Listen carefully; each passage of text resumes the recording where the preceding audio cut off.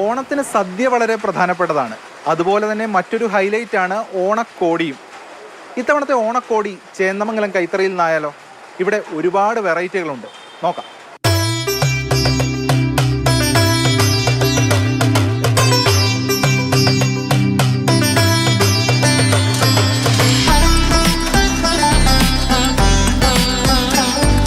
ഇപ്രാവശ്യം എന്തൊക്കെയാ പുതിയ ട്രെൻഡ്? പ്രിന്റഡ് സാരികളാണോ?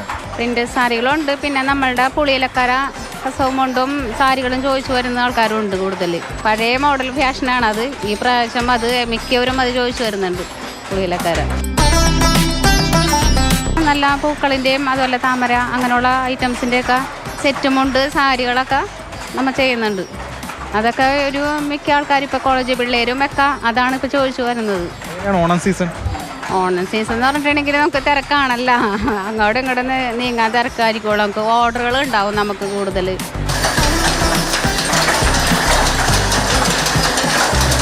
ഓണക്കാലമായതോടെ ഇതുപോലെ തറികളുടെ ശബ്ദമാണ് ചേന്ദമംഗലത്ത് ഉയരുന്നത്. പഴമയും പുതുമയും ഒക്കെ ഇഴചേരുന്ന ട്രെൻഡുകളാണ് ഇവർ നെയ്തെടുക്കുന്നത്. പുളിയിലക്കര സാരി ഒരുപാട് പേര് ചോദിച്ചു വരുന്ന സാരിയാണ്. നമ്മളുടെ അടുത്ത് പല കളറിലുള്ള സാരികളുണ്ട്. അതിന് 1365 റേറ്റ്. അതിൽ നിന്നും ഗവൺമെൻറ് റിബേറ്റ് 20% കുറയും. അപ്പോൾ ഒരു 1100 ചില്ലാൻ രൂപയാവുള്ളൂ പുളിയിലക്കര.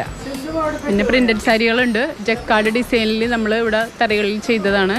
അതിന് 3800 രൂപ അടുത്ത് വരും. പിന്നെ കേരള സാരികളാണ് പിന്നെ കൂടുതൽ ഡിമാൻഡുള്ളത്. ഒരുപാട് വെറൈറ്റീസ് ഉണ്ട്.